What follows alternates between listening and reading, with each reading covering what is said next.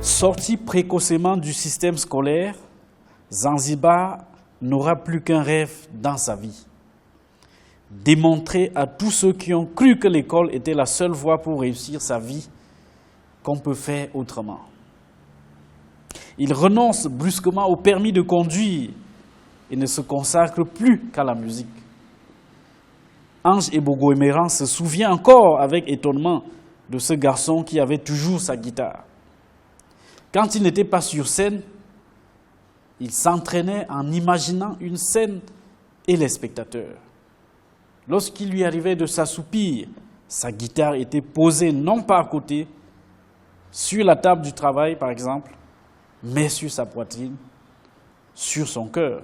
Ce livre, en réalité, c'est un parcours de vie d'un musicien camerounais, Zanzibar Epeme Théodore. Son nom c'était Epeme Théodore, mais qui s'est donné pour nom d'artiste Zanzibar. Et donc qui est né en 62, mais qui est mort précocement en 1988. Et donc sa vie, c'est un ensemble d'obstacles qu'il a bravé. Le Cameroun n'a pas de conservatoire, mais voilà un musicien qui arrive à se former en autodidacte, si bien qu'il arrive à jouer au Zénith, qu'il arrive à jouer à Lyon, qu'il arrive à jouer partout. Mais malheureusement, aux fleurs de l'âge, il est retrouvé mort un matin. Donc voilà, c'est tout ce qu'on explique dans le livre. Mais nous, dans le livre, on s'intéresse plus à comment il se fabrique en tant que musicien et comment est-ce quelles ont été les différentes formes de métissage dont sa musique a été finalement le fruit. L'actualité nous inspire beaucoup parce que c'est la première source qu'on a lorsqu'on se réveille le matin, on écoute les journaux, on regarde la télé, on écoute les journaux, ainsi de suite. La deuxième source, c'est les conversations qu'on a dans le taxi quand on se rend au travail, les chauffeurs de taxi, les humeurs des passagers, ainsi de suite.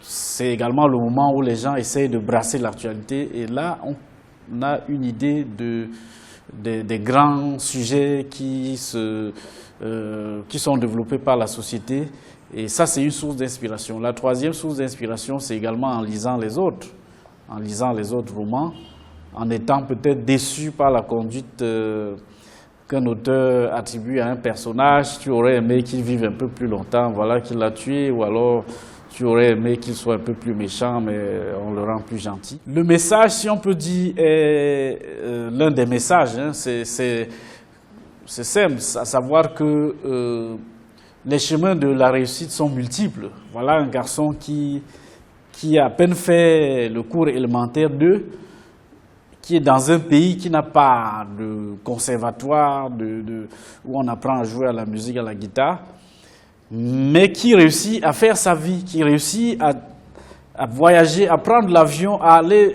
en Europe, à rencontrer les Vincent Segal, les Jimmy Cliff, à discuter avec des hautes personnalités. Il n'a pas fait d'école. Donc le message c'est l'école n'est pas la seule voie de salut.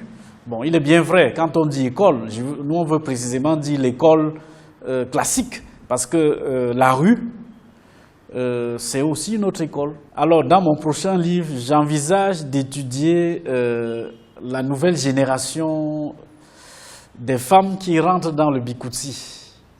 Le Bikutsi, il y a quelques 5 ans, était en quelque sorte en perte de vitesse.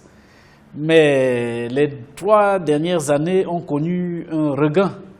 Et l'objectif pour moi, c'est de vérifier, de savoir, de voir comment le Bikutsi a fait un recours féminin pour se réaffirmer sur la scène africaine, sur la scène d'abord camerounaise et internationale.